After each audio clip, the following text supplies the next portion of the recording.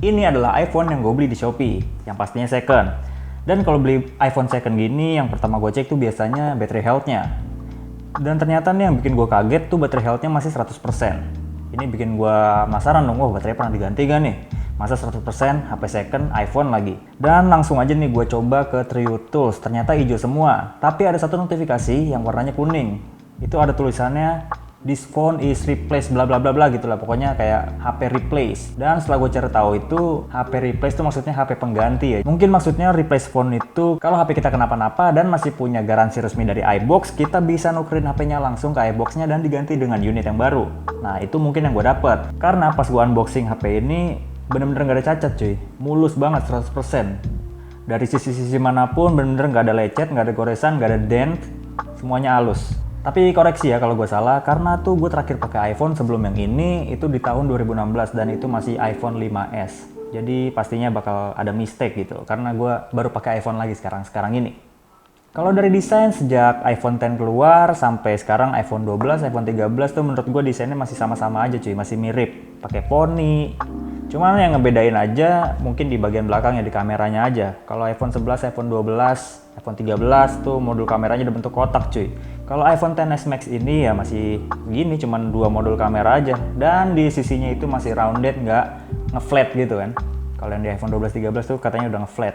Dan ini ya masalah poni ya. Gue nggak tahu kenapa tuh kalau poni di HP Android sama di HP iPhone itu kenapa beda gitu feel-nya. Kayak lebih eksklusif iPhone, padahal sama-sama poni.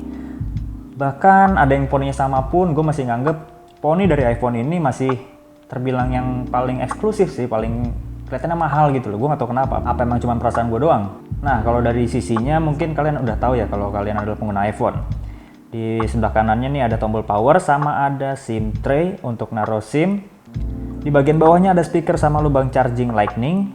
Di sebelah kirinya ada tombol volume up and down sama tombol buat silent HP-nya atau kasih dering ke HP-nya. Bagian atasnya polos aja cuy. Nah untuk kameranya seperti yang gue bilang tadi, iPhone seri 10 ini masih pakai 2 modul kamera sama logo Apple-nya masih agak ke atas. Kan beda tuh kalau yang 11, 12, 13 tuh udah agak ke tengah. Tapi walaupun iPhone desainnya gini-gini aja menurut gue, masih pakai poni-poni yang panjang tebal gini, tapi masih kelihatan premiumnya cuy. Ya kalian tau lah ya iPhone, beda banget sama Android. Walaupun Android mau berusaha ngecilin lagi poninya itu masih ya gimana gitu. Nah iPhone yang gue beli ini dia pakai internal storage yang 64GB. Nah ini sekalian tips nih buat kalian yang mau beli iPhone murah cuy. Kalian tuh tinggal pilih aja ya storage-nya yang paling rendah, karena iPhone itu yang storage-nya paling rendah itu yang paling murah, 64GB misalnya kan.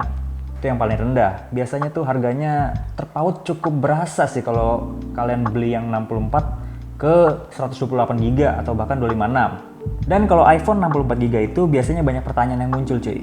Salah satunya itu, bang, apakah cukup kalau iPhone cuma 64GB memorinya? Itu sih semuanya tergantung kebutuhan. Karena gue ngerasa 64GB itu cukup banget cuy buat gue. Karena ya penggunaan gue cuma buat kerja sama buat sosial media doang.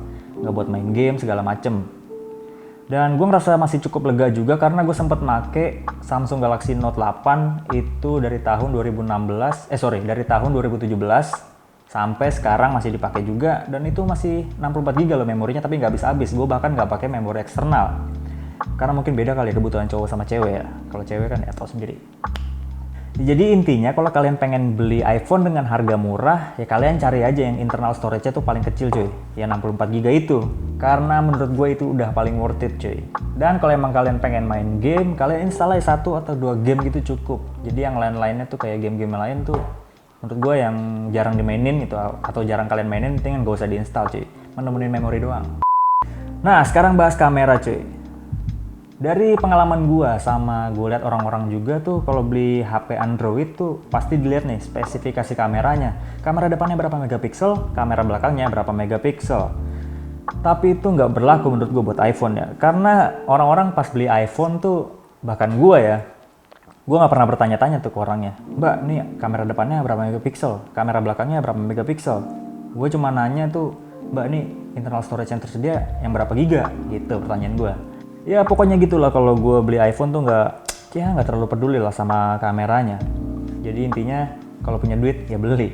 Dan kalau kalian pengen lihat hasil dari kamera iPhone XS Max yang gue pakai ini deh cuplikannya.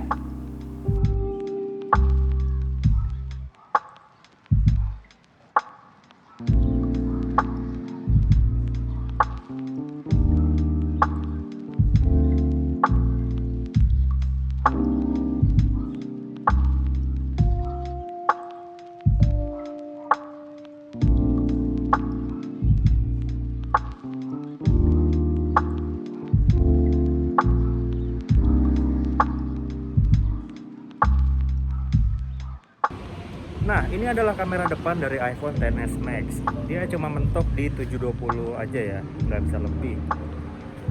Dan kira-kira beginilah hasilnya cuy. Gimana menurut kalian? Ini gue sambil turun tangga padahal.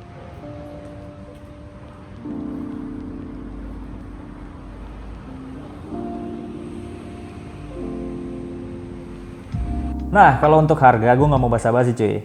Jadi gue ngeluarin duit sekitar 6,3 jutaan buat dapetin iPhone XS Max 64GB ini yang warnanya Space Gray. Dan kalau kalian mau beli juga, linknya gue taruh di deskripsi di bawah. Kalian bisa cek. Dan kalau kalian juga lihat-lihat itu harga iPhone 10 yang biasa ya, iPhone X gitu, itu harganya udah 5 jutaan cuy. Udah murah banget. Menurut gue sih worth it ya kalau kalian pengen beli dibandingkan kalian beli Android dengan harga yang sama. Tapi kualitasnya tuh ya jelas lah iPhone menang cuy. Tapi itu semua adalah pilihan kalian cuy. Kalian mau beli Android atau iPhone itu pilihan kalian. Cuman kalau di harga segitu dengan uang yang sama, gue bakal rela ngeluarin duit buat iPhone ini. Jadi apakah worth it kalau kita beli iPhone XS Max ini di tahun 2021? Kalau menurut gue sih worth it ya, karena di harga segitu udah murah banget, udah jatuh banget. Kita bisa dapetin iPhone ya yang pakai poni ini, ibaratnya yang iPhone paling mahal kan. Kan beda kalau iPhone sebelumnya tuh di bawah iPhone X masih pakai dagu, pakai jidat.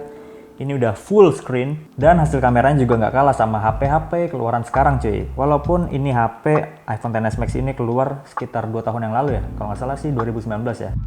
Dan iPhone XS Max gue ini juga udah pakai iOS 14.7.1. Ini sih yang terakhir sih yang gue lihat, pembaruannya belum ada lagi. Katanya sih bakal tembus sampai iOS 15, tapi kita tunggu aja. Dan performanya itu gue bilang sih nggak kalah ya sama HP-HP zaman sekarang, walaupun RAM-nya cuma 3GB cuy.